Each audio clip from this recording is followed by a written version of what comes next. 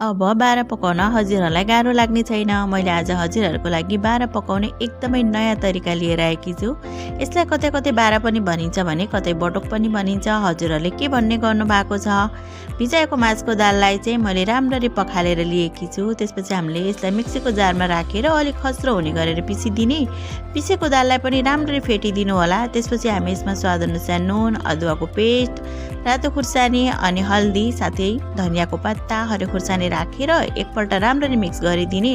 त्यसपछि बारा पकाउनको लागि मिडियम हिट गरेर हामीले एउटा प्यानमा तेल तताएका छौँ। अब एउटा चियाको छान्नी लिनु होला, त्यसमा पानी लगाउनु होला, साथै हातमा पनि पानी लगाउनु होला अनि छन्नीको माथि यो दाल राखेर बाराको सेप दिनु होला। त्यसपछि यसलाई तेलमा राख्नु होला। अब बाराको कलर चाहिँ यतिको आइसकेपछि हामी यसलाई झिक्दैछौँ अनि यसलाई तातो तातो सर्भ गर्दैछौँ। हजुरहरूले नि एकपल्ट यसरी बनाएर ट्राई गर्नु होला।